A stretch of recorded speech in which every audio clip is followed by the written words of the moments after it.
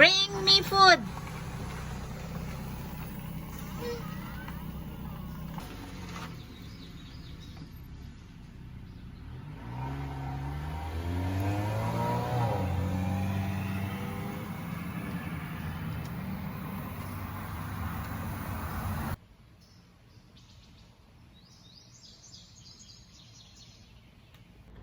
Hello everybody, good evening. Magandang gabi po sa lahat ng mga viewers natin dyan.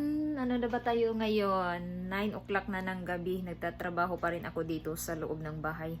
Dito sa kusina. Kasi ako lang mag-isa dito at saka yung dalawa, si asawa at saka ang bata, lumalabas sila. Iwan ko lang kung anong oras pa yun sila babalik, baka mga 10:30 pa. So may ano pa sila, may 1 oras at kalahati na makauwi sila dito sa bahay. Kaya tuloy-tuloy yung aking trabaho dito, naglalaba, naglilinis. Hindi pa ako tapos may mga ano pa ako dito, may mga ibang ginagawa pa ako dito sa bahay. Kasi may lakad kami bukas, so ngayon dapat magagawa ko na to lahat. Para bukas, pag uwi namin galing sa aming lakad, hindi na ako makapagtrabaho dito. So, magluluto na lang no, kung anong oras magbalik kami dito. Pag ako lang kasi dito sa bahay, tuloy-tuloy yung aking trabaho. Kaya mas gusto ko talaga na magtrabaho na ako lang mag-isa. Ganon talaga dito. Magtatrabaho hanggang gabi.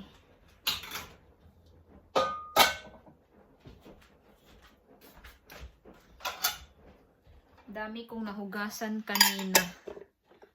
Tapos hindi ko na natrapuhan. So diretso ko na to ilagay sa lalagyan dito.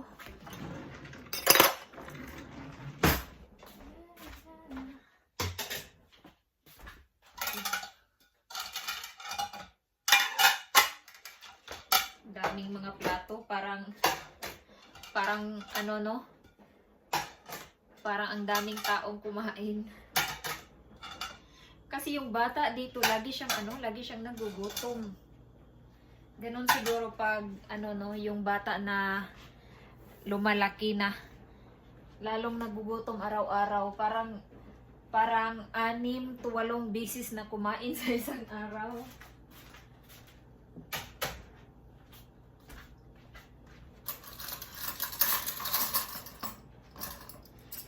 Lagi daw siyang gutom. Ewan ko lang bakit lagi siyang gutom. Up.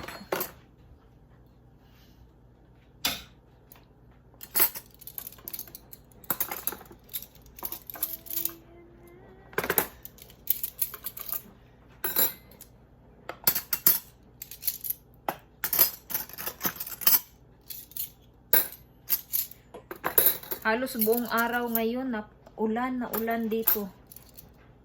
Buti na lang wala nang ulan nung lumabas yung dalawa. Kaya nakapag-isip sila na lumabas silang dalawa ngayon. Si asawa at saka yung bata. Kasi pag ulan, ayaw din yun nila nalalabas ng gabi.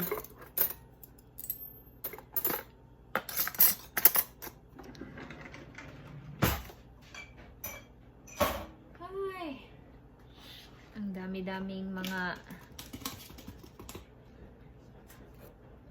gagawin dito ngayon. Oops. Minsan kasi tinatamad ako, kaya magre-relax din, mag cellphone din minsan. Kaya yung mga trabaho hindi magagawa. Lalo na dito, lagi kong mafe-feel talaga kahit summer na dito, mafe-feel ko talaga na sobrang lamig sa loob ng bahay. Kaya minsan tatama rin talaga ako maggalaw-galaw dito sa loob ng bahay. Hindi ko naman pwede na i-adjust yung aircon dito kasi si asawa marami yan siyang dahilan na sobrang sobrang init daw ng loob ng bahay, mga ganon-ganon. Kahit sobrang lamig, sasabihin niya na sobrang ano daw, sobrang init daw ng loob ng bahay. Kaya hindi talaga ako makapagreklamo na sobrang lamig dito. Pero ngayon, iwan ko lang bakit hindi masyadong malamig dito sa, dito sa loob ng bahay ngayon. Magrereklamo. Tapos tayo na hindi tayo sanay sa mga ganon na aircon, yung sobrang lamig. Ako na lang talaga yung mag-a-adjust. Ay, nako. Ganon talaga dito. Hindi tayo magkapagreklamo. Hindi tayo magreklamo kasi yun ang gusto nila. Malamig ang loob ng bahay.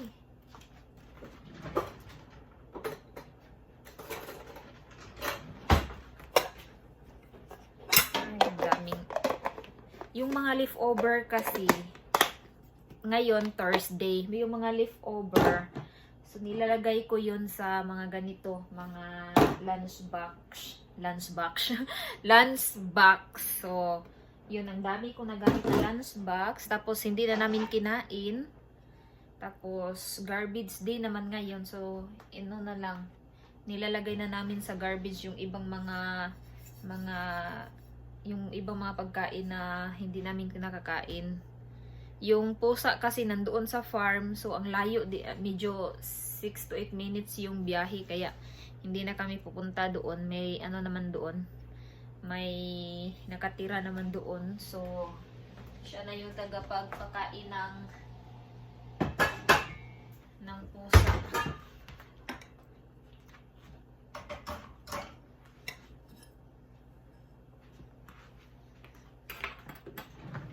Kaya yung mga leftover na mga potato, hindi mo naman yun makakain ng nasa tray dish na. So, nilalagay na namin yun sa garbage.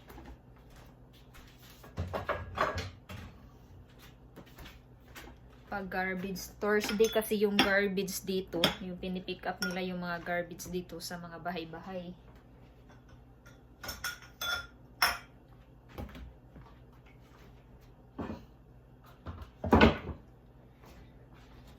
Buti na lang ngayon, sobrang na nila, sobrang parang okay na yung serbisyo nila dito sa mga garbage dito. Noon parang tinatamad sila magkuha ng garbage dito minsan ba. So ngayon, nagugustuhan ko naman yung serbisyo nila ngayon. Dati kasi Friday yata yun sila nagkukuha ng mga garbage. Ngayon, sinabi nila na parang 3 months na yata na nag-change sila to Thursday. Kaya yung mga pagkain na like potato, kasi yung potato hindi yan pwede magtagal. Parang mag-iiba yung lasa niya pag kinabukasan na hindi mo makain. Kaya nilalagay na lang namin sa garbage.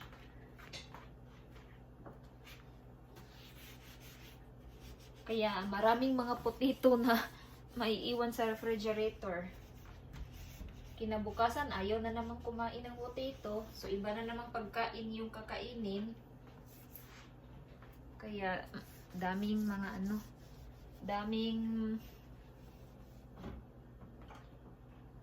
malalagay na mga lunch box sa refrigerator. Lagay natin ito dito.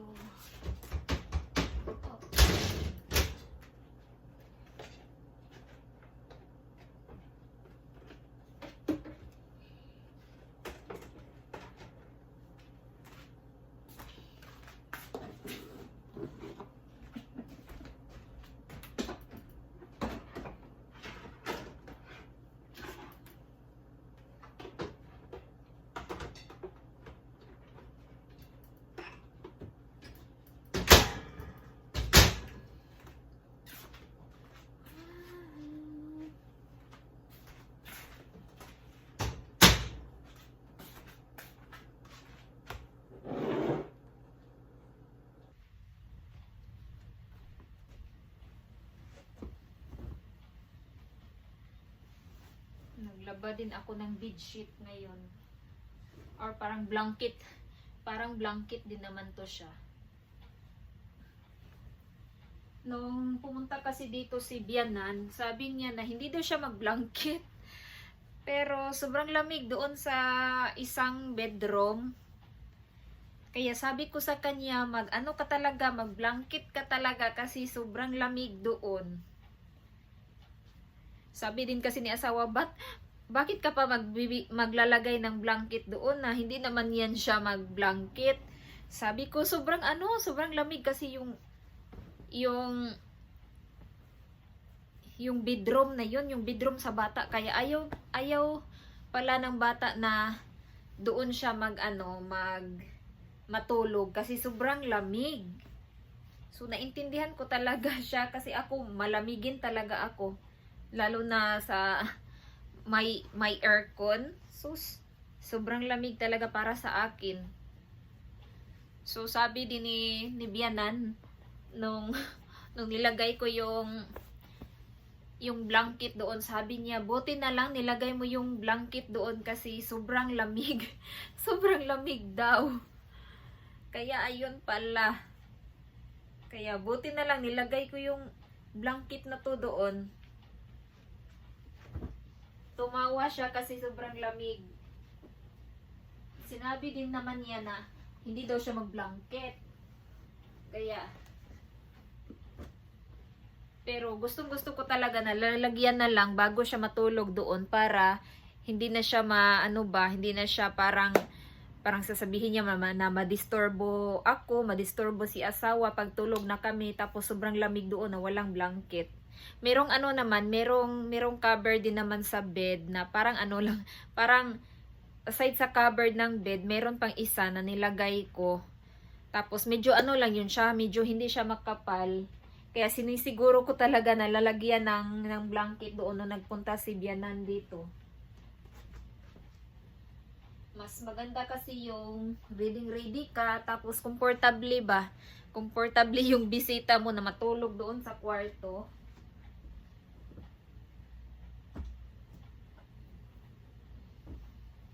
Baka sasabihin ba na hindi tayo hindi natin pinapahalagahan yung pagstay nila dito, pero hindi naman sa ganon. Pero ako na lang talaga yung mag-isip kung ano yung mas magiging comfortable siya sa kanyang pagtulog. Baka kasi lalamigin siya, hindi natin alam na sobrang lamig na talaga.